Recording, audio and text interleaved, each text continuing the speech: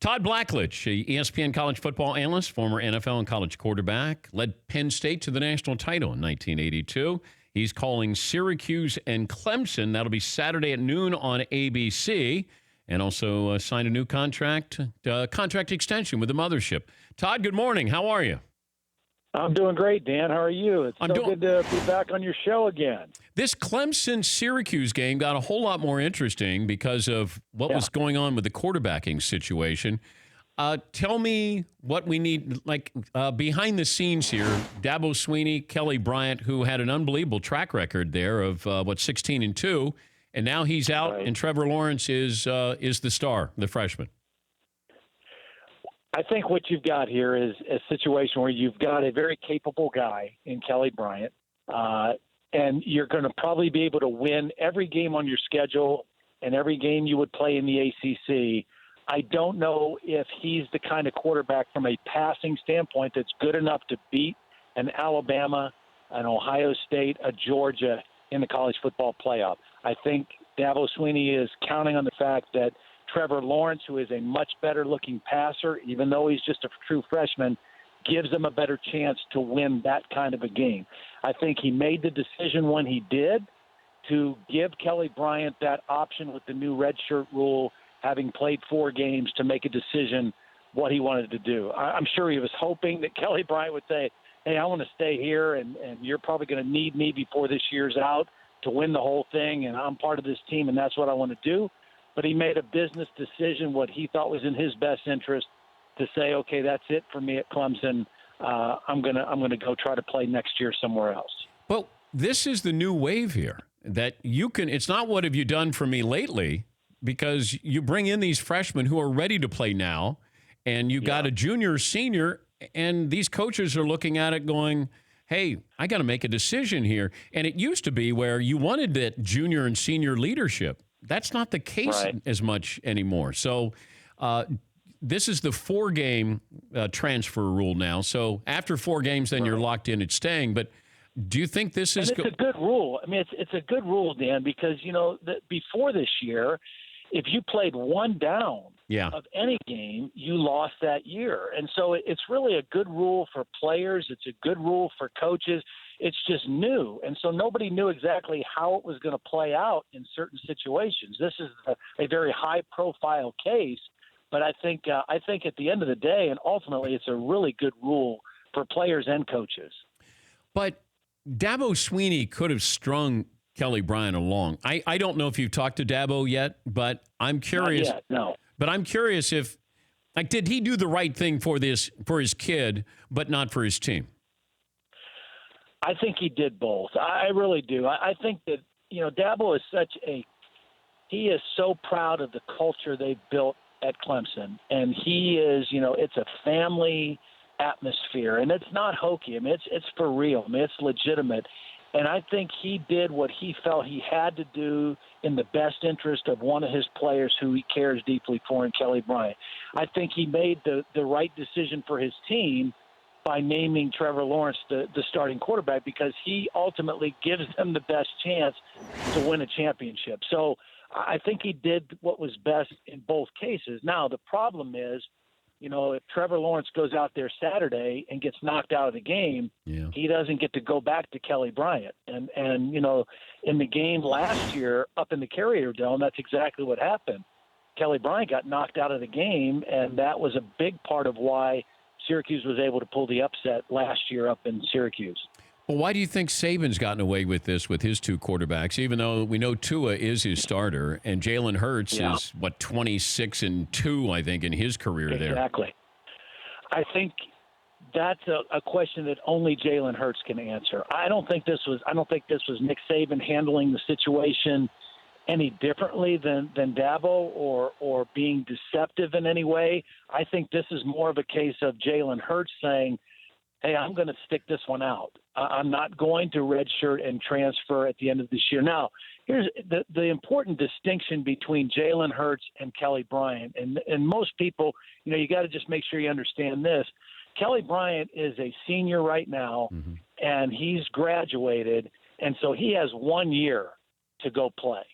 Jalen Hurts is on track to graduate at the end of this season, and if he redshirted and shut it down right now after 4 games, he could have 2 years to go play. So even if he decides, I'm going to stay as the backup, and if they need me, I'm here and going to try to win another championship with Alabama, he can still graduate, be a graduate transfer, and go somewhere for 1 year if he wants to do that. So he's in a little different situation because he still has that extra year at the end. Talking to Todd Blackledge, former college and pro quarterback, ESPN college football analyst. He's got Clemson and Syracuse. Marquee matchup, Ohio State at your alma mater, Penn State. What's this game come down to, Todd? Last year when they played and Penn State was in position to win and led the majority of the game, but in the fourth quarter, they could not block the Ohio State defensive front. That group took over the game.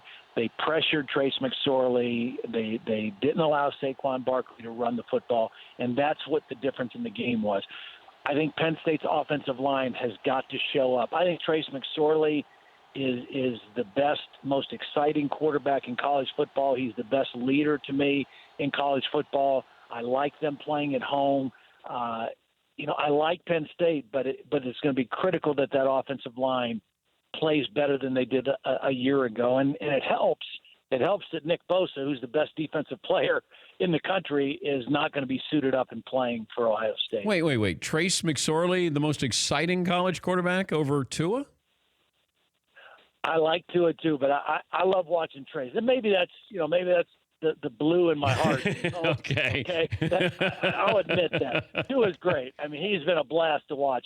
But over the course of his career now, Trace McSorley's been doing this. This is going on 3 years now. He is an exciting guy, plays with a chip on his shoulder, very similar to the way Baker Mayfield played the last 2 years at Oklahoma.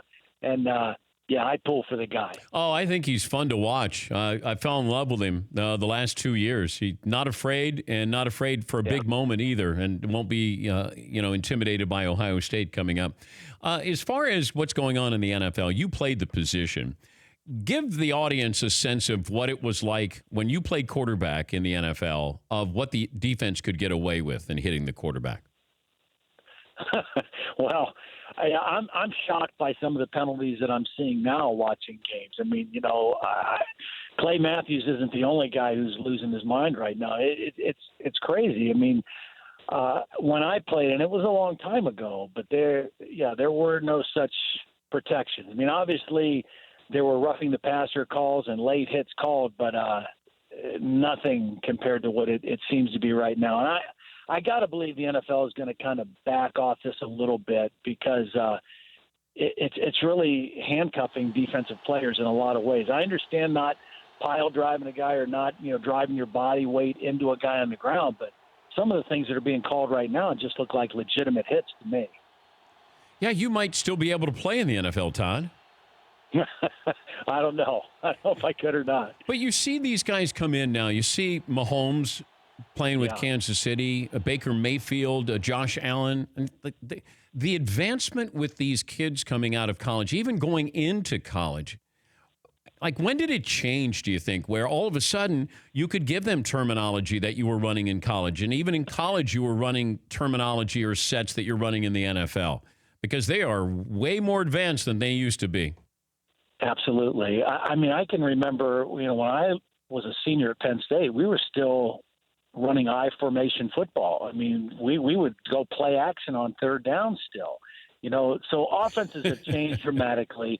And, and the kids today, you're right. It starts even before they come out of college. It starts with some of the Nike and the Elite 11 camps, the quarterback camps that these kids go to, the personal trainer quarterback gurus that some of these kids go to when they're in high school and even before that. And then, college programs, the passing games are more sophisticated. They spend more time, the teaching, the technology of kids being able to have, film on their iPads that they can watch in their dorm rooms. And so all the preparation, everything is just much more advanced. And I think that's why you're seeing guys come into the league much more ready to play at that kind of a level, and Patrick Mahomes, which I'm thrilled for Kansas City, and for the success that he's having.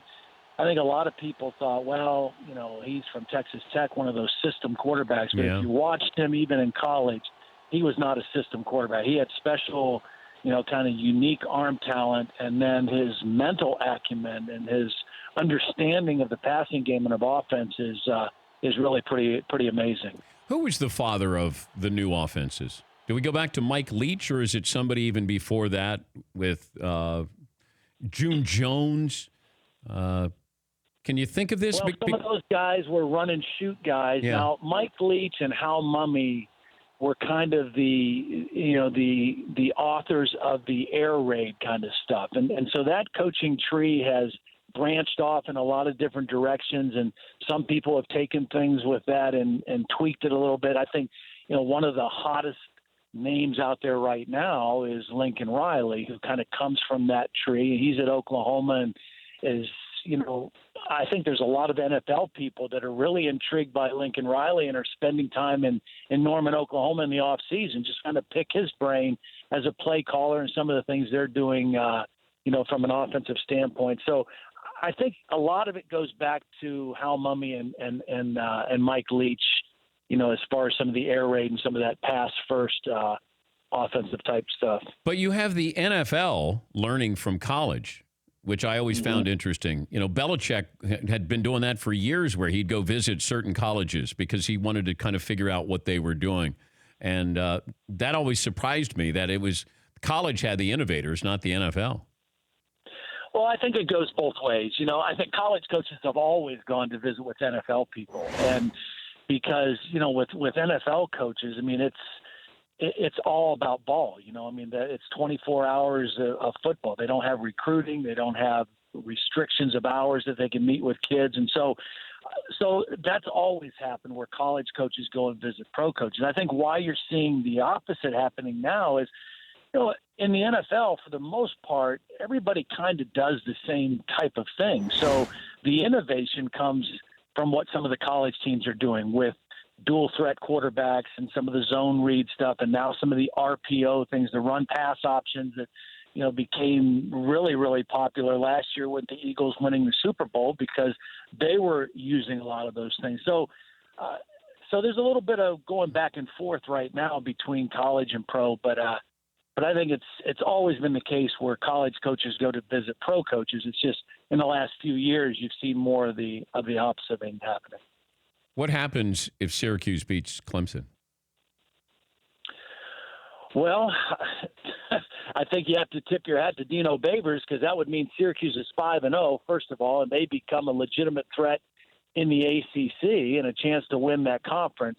It also throws another crazy, wacky thing into the mix in college football.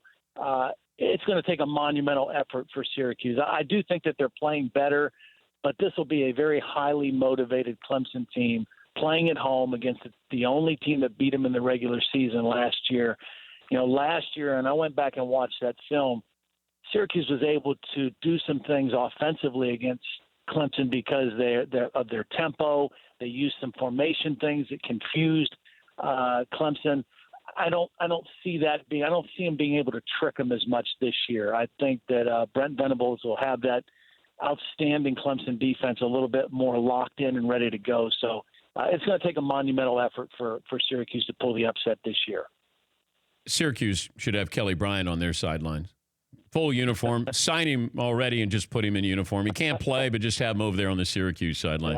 That would add a little drama. I like the quarterback now. The Syracuse quarterback, he's good. When he's healthy, when he can stay upright and in the game, he's very talented. And, he played exceptionally well against Clemson last year. So he gives them a chance, that's for sure. Good to visit with you, Todd. Congrats on the contract extension. Have fun with the Clemson-Syracuse game. Great. Thanks, Dan. Good to be with you. Todd Blackledge. For more Dan Patrick Show, tune to Audience Channel 239 on DirecTV or download the Dan Patrick Show app.